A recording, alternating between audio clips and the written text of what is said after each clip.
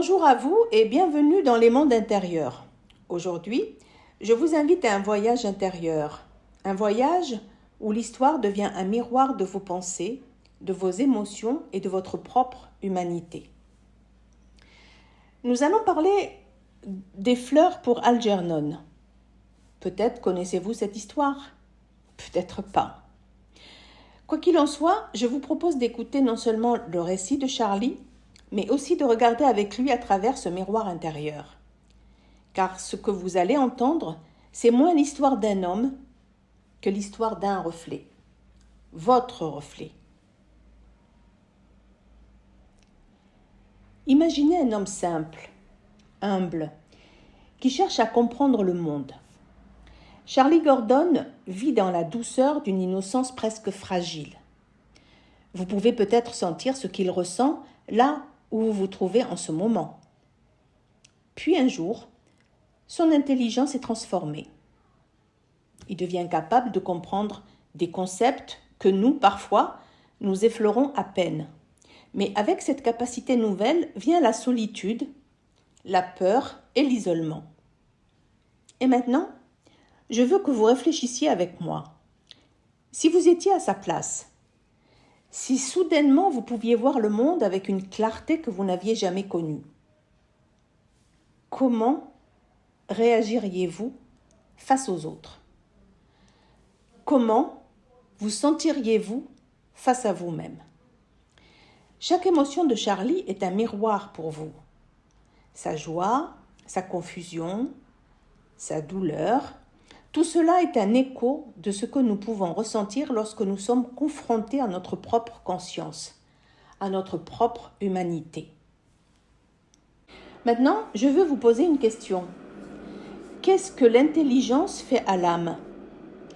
Charlie apprend, comprend, voit au-delà et pourtant, il découvre que l'intelligence seule ne suffit pas à rendre heureux. Alors je vous le demande, avez-vous déjà compris quelque chose ou appris quelque chose qui a changé votre regard sur le monde et sur vous-même? Comment avez-vous vécu cette transformation? Était-elle joyeuse, douloureuse ou un mélange des deux? La dignité, vous voyez, n'est pas donnée par ce que l'on sait. Elle naît de la manière dont on agit avec ce que l'on sait, avec ce que l'on ressent et avec ce que l'on choisit de partager avec le monde. Charlie est à la fois un reflet de notre désir de comprendre et de notre peur de ce que la connaissance révèle. Alors, prenez un moment, observez votre propre miroir intérieur. Que voyez-vous en vous lorsque vous vous observez, honnêtement? Je vous invite maintenant à fermer les yeux, si vous le pouvez, et à respirer lentement. Imaginez votre vie, vos choix, vos moments de doute et vos moments de courage. Pensez à ces instants où la connaissance vous a ouvert de nouvelles perspectives, mais aussi à ces moments où elle vous a isolé, confronté à vos propres limites. Imaginez que vous êtes à la place de Charlie. Vous comprenez tout, mais vous sentez la solitude. Et dans cette solitude, que voyez-vous?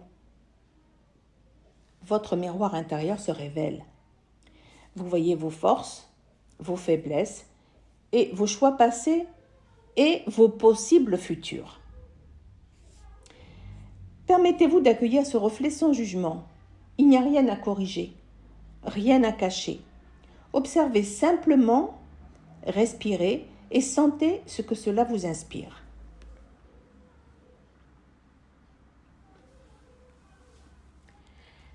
Charlie nous rappelle que l'intelligence et la connaissance sont des outils, mais que la sagesse naît du cœur, de l'empathie et de la réflexion sur soi et les autres.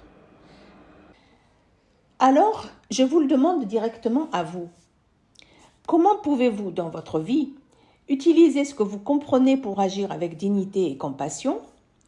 Et comment pouvez-vous écouter votre miroir intérieur et laisser votre intelligence servir la vie plutôt que vous isoler? Merci d'avoir passé ce moment avec moi et d'avoir regardé à travers le miroir intérieur de Charlie.